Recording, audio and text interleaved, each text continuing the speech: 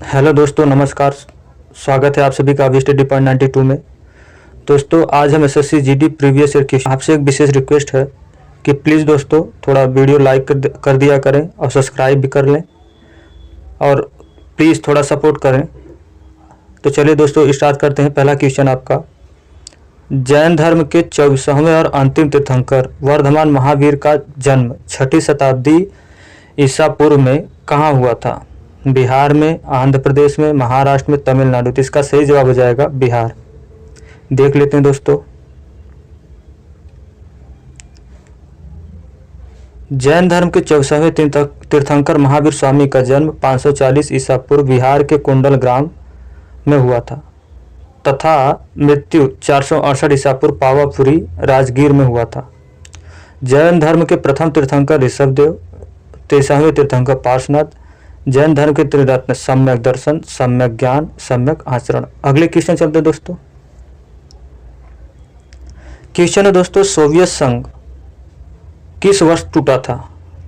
1880 में, 1900 में, 2000 में, 1991 में। तो इसका सही जवाब हो जाएगा 1991।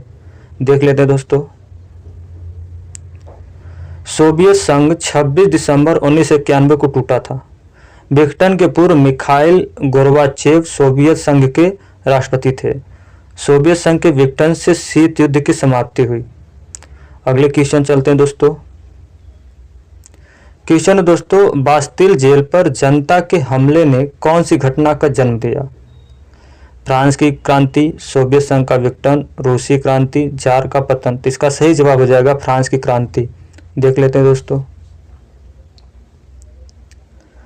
बास्तिल जेल पर जनता के हमले ने फ्रांसीसी क्रांति को जन्म दिया। बास्तिल की घटना 14 जुलाई 1789 को हुई, इसलिए फ्रांस में 14 जुलाई को स्वतंत्रता दिवस के रूप में मनाया जाता है।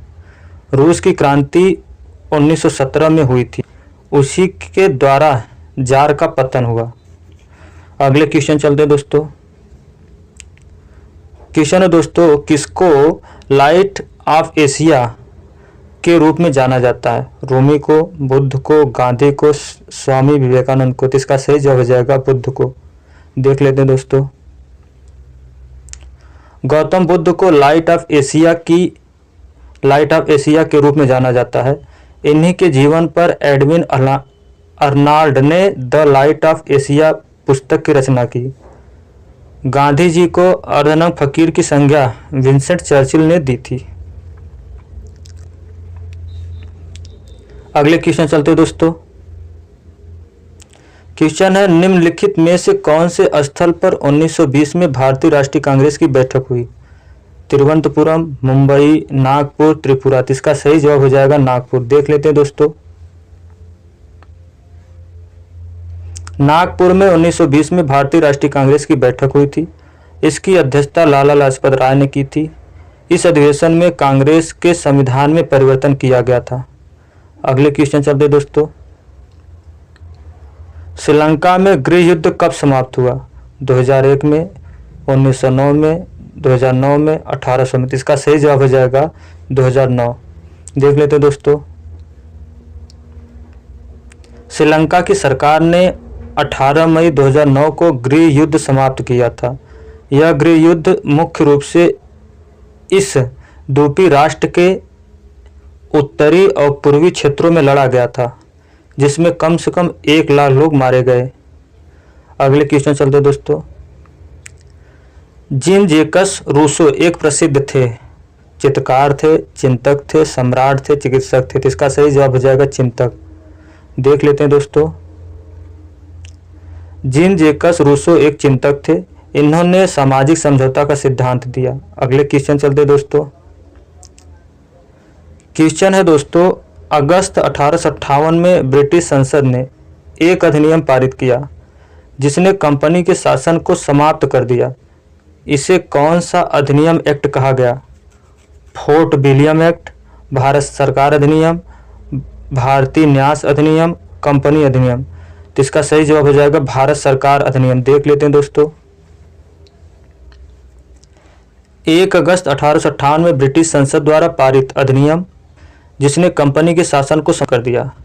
को भारत सरकार अधिनियम एक्ट कहा गया।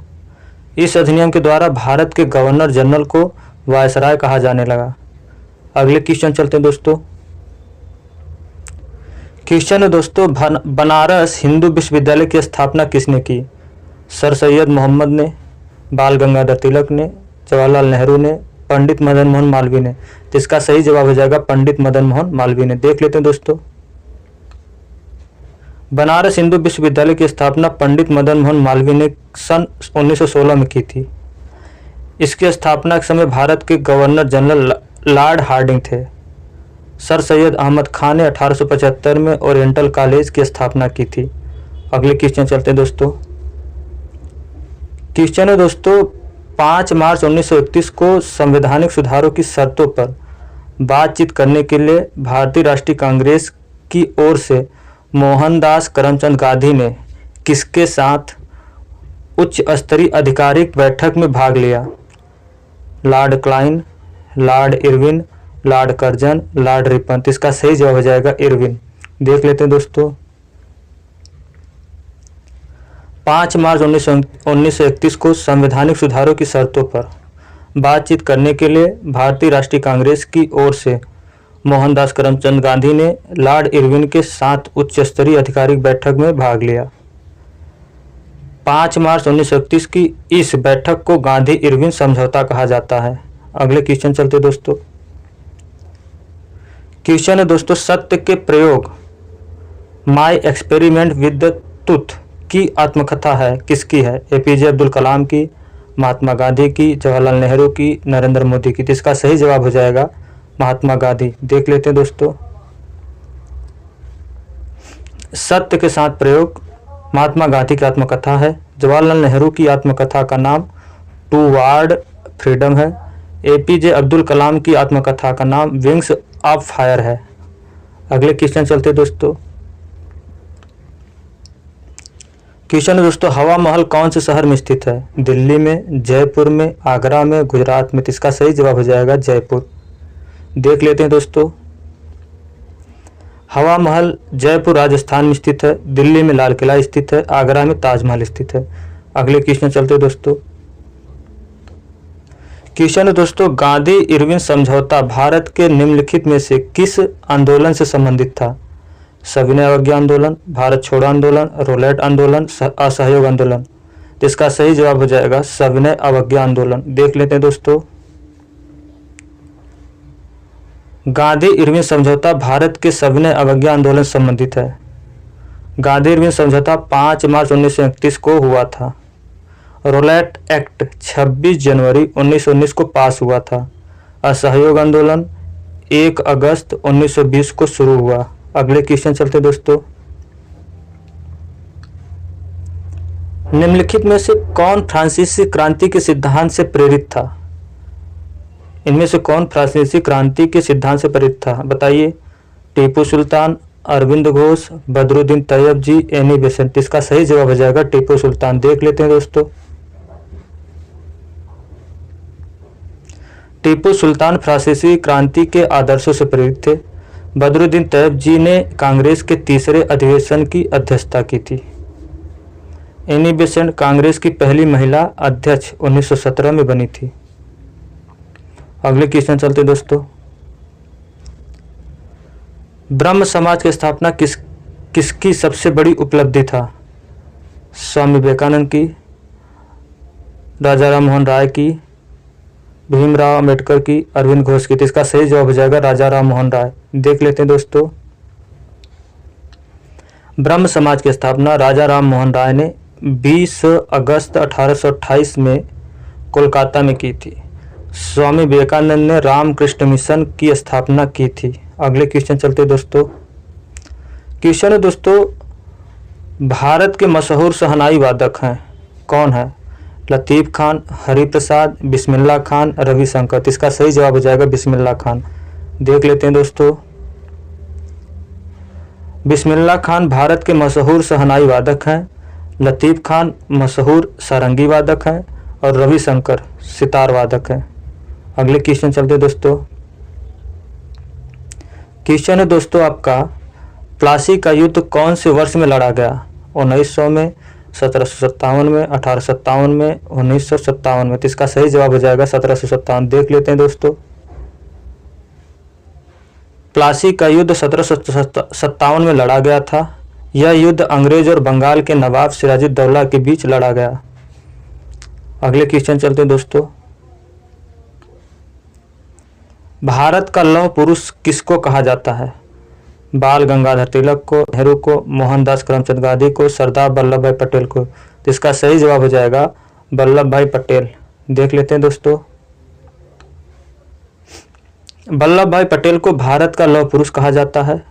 बाल गंगाधर तिलक को लोकमान्य तिलक की उपाधि मिली थी। बाल गंगाधर तिलक को लोकमान्य तिलक की उपाधि मिली थी। रविन्द्रनाथ टैगोर ने 1915 में मोहनदास करमचंद गांधी को महात्मा की उपाधि दी थी। अगले क्वेश्चन चलते दोस्तों। क्वेश्चन दोस्तों आपका, स्वतंत्रता के बाद भारत के पहले उप प्रधानमंत्री कौन हुए?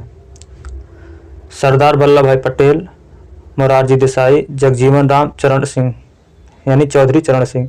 तो इसका सही जवाब हो जाएगा सरदार वल्लभ भाई पटेल। देख लेते हैं दोस्तों।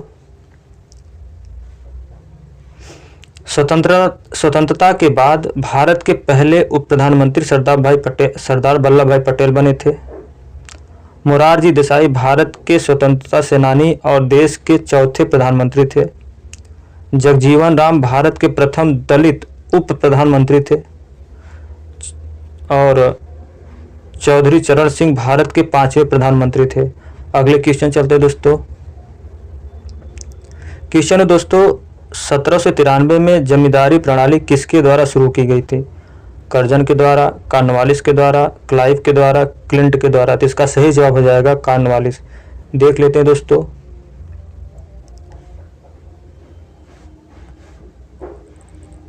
कॉर्नवालिस के द्वारा 1793 में जमींदारी प्रणाली शुरू की गई थी। रॉबर्ट क्लाइव भारत में ब्रिटिश साम्राज्य का संस्थापक था। लॉर्ड कर्जन ने 1902 में भारतीय विश्वविद्यालय की स्थापना की थी। धन्यवाद दोस्तों। वीडियो आपको अच्छा लगा हो तो लाइक करिए, सब्सक्राइब करिए। धन्यवाद।